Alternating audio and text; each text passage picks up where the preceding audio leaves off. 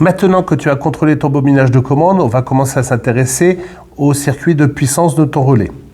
On va donc contrôler à l'atelier 7B les tâches de puissance de ton relais en position repos, sans que le circuit de commande soit actionné. Je vais me mettre sur mon fil rouge sur la borne numéro 3 et après passer sur la borne numéro 4 et ensuite une deuxième mesure sur la borne numéro 5. Comme tu peux le voir, je serai passant entre 3 et 4. C'est-à-dire que je dois trouver une résistance inférieure à 1 ohm entre 3 et 4 parce que ton interrupteur doit être passant parfaitement. Donc entre 3 et 4, résistance inférieure à 1 ohm. Et comme tu peux le voir ici, entre 3 et 5, en fait c'est ouvert, il n'y a pas de contact. Dans ce cas-là, on doit trouver une résistance infinie entre 3 et 5 pour la deuxième mesure.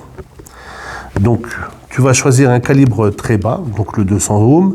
Tu n'oublieras pas de tester ton multimètre et de retirer la résistance à vide de ton multimètre dans ta mesure.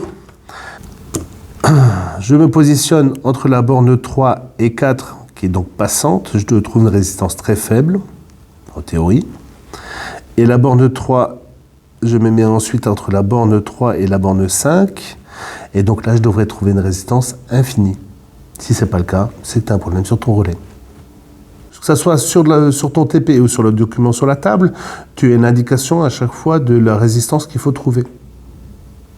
De toute façon, avec une simple logique, tu peux retrouver toi-même la valeur attendue.